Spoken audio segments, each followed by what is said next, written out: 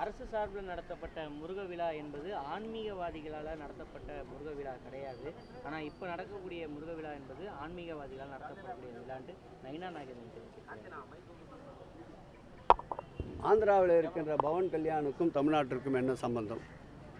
உத்தரப்பிரதேசத்தில் இருக்கின்ற யோகிநாத்துக்கும் தமிழ்நாட்டுக்கும் என்ன சம்பந்தம்? ஒரு அரசியல் சார்ந்து அரசியல் நிலப்பாடோடு இந்து சமய அறநிலையத்துறை என்பது அறம் சார்ந்த ஒரு துறை. அறம் என்றாலே அதில் ஒழுக்க நெறியை போதிப்பதுதான் அறத்திற்குண்டான பணி. திருக்கோயில்கள் அந்த காலத்தில் கோயில் இல்லாத ஊரிலே குளமில்லாத ஊரிலே குடியேற வேண்டாம் என்பார்கள், மனிதனை ஒழுக்கப்படுத்துவது. ஆனால் இவர்கள் நடத்துகின்ற இந்த மாநாடு என்பது இனத்தால் மதத்தால் மொழியால் பிளவுபடுத்துகின்ற சூழலை ஏற்படுத்துகின்ற ஒரு மாநாடு.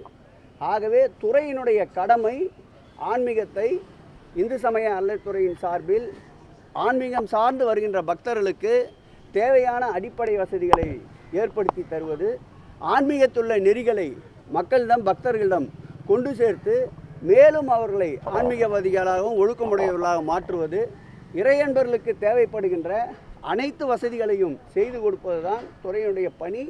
அந்த பணியை நாங்கள் முழுமையாக நிறைவேற்றுவதால் தான் எந்த காலத்திலும் இல்லாத அளவிற்கு 117 திருக்கோயில்களுக்கு இதுவரையில் முருகர் திருக்கோயில்களுக்கு இந்த ஆட்சி ஏற்பட்ட பிறகு குடமுழுக்கை நடத்தியிருக்கின்றோம். 136 திருக்கோயில்களை குடமுழுக்கிற்கு திருப்பணிகளுக்கு எடுத்துக்கொண்டிருக்கின்றோம்.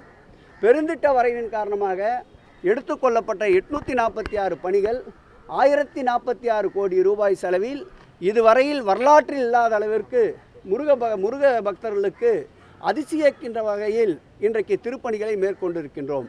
பழனியிலே எடுத்துக்கொண்டால் இந்த ஆட்சி வந்த பிறகுதான் பழனியிலே குடமுழுக்கு நடத்தப்பட்டது.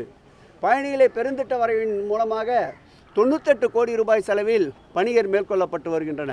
பழனியை சென்று பாருங்கள், என்ன ரம்மியமான ஒரு சூழ்நிலை நிலவி கொண்டிருக்கின்றது என்று. திருச்செந்தூரிலே 400 கோடி ரூபாய் அளவிற்கு இன்றைக்கு குடமுழுக்குக்குண்டான திருப்பணிகள் நடந்து கொண்டிருக்கின்றன.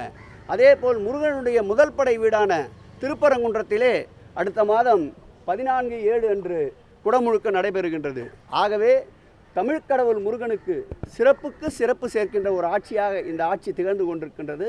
ஆகவே இது போன்ற மக்களை பிளவுபடுத்துகின்ற, இது போன்ற ஒரு சாரலை வைத்து நடத்துகின்ற இது போன்ற மாநாடுகள் தேவையற்றது என்பது எங்களுடைய கருத்து. அது அவருடைய விருப்பம், அவர்கள் செயல்படுத்தி கொள்ளட்டும். இப்போதான் முருகரை கையில் எடுத்திருக்கோம், 2026 நாங்கள் தமிழ்நாட்டை கையில் எடுப்போம்னு நயினார் சொல்லியிருக்காரு.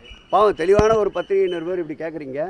ஏற்கனவே அவங்க வேலை எடுத்துக்கின்னு முருகரை கையில் சுற்றி சுற்றி பார்த்தாங்க. அதன் பிறகு கிடைத்த விடை என்னவென்றால் பூஜ்ஜியம்தான். இந்த ராஜ்யத்தை ஆளக்கூடிய சக்தி படைத்தவர் எங்கள் உயிரினும் மேலான மாண்புமிகு முதல்வர்கள் தான். அவர் பக்கத்தில் தான் தமிழ் கடவுள் முருகன் நின்று கொண்டிருக்கின்றார்.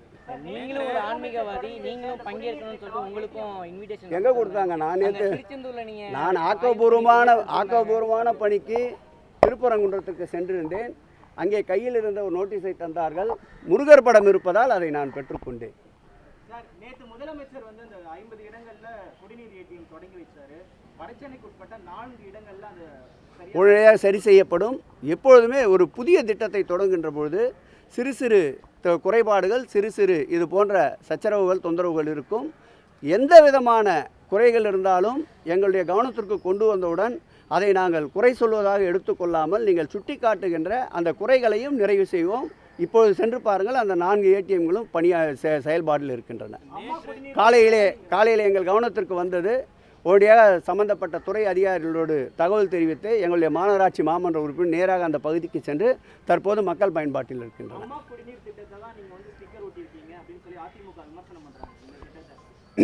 இதை மக்கள் தான் ஏற்றுக்கொள்ள வேண்டும். இது மக்களுடைய தீர்ப்புக்கே விட்டுவிடுகிறோம். எங்கு இதற்கு முன்பு அம்மா குடிநீர் திட்டத்தை இது போன்று அவர்கள் உருவாக்கினார்கள், அதை நாங்கள் வேண்டாம் என்று எடுத்துவிட்டோம் என்று அவர்கள் சுட்டிக்காட்டினால் அதற்கு தகுந்த விடையை அளிப்போம். இது ஒரு நல்ல திட்டம், முன்மாதிரியான திட்டம். 50 இடங்களிலே இது வந்ததால் மக்களுடைய வரவேற்பை பெற்றிருக்கின்றது. மேலும் கூடுதலாக்க முதலமைச்சர் உத்தரவிட்டிருக்கின்றார். ஆகவே இது சிறப்பான திட்டம். ஏற்கனவே அவர்கள் இது போன்ற திட்டத்தை செயல்படுத்தியிருந்தால் வாழ்த்துகிறோம், வரவேற்கிறோம். நான் நேற்றே சொல்லிட்டேனே, இது மிகவும் உறுதிமிக்க ஒரு கப்பல். இந்த கப்பலை செலுத்துகின்ற மாலுமி பல்வேறு புயல், பூகம்பங்கள், மின்னல் இது போன்ற பலவற்றை சந்தித்து திறமையாக இந்த கப்பலை, திராவிட முன்னேற்ற கழகம் என்ற இந்த கப்பலை கரைக்கு கொண்டு வந்து சேர்த்து புனித ஜார்ஜ் கோட்டையில் ஆட்சி செய்து கொண்டிருக்கின்றார். இந்த ஆட்சி நீட்சி தொடரும். 2026ஆம் ஆண்டும் இந்த திறமைமிக்க மாலுமியால் இந்த கப்பல் எப்படிப்பட்ட கடல் முரணாக இருந்தாலும் கடல் எண்ணெயை அரணாக ஆக்கி இந்த ஆட்சி தொடர்வதற்கு எல்லாம் வல்ல முருகன் எங்கள் முதல்வரோடு துணை இருப்பார்.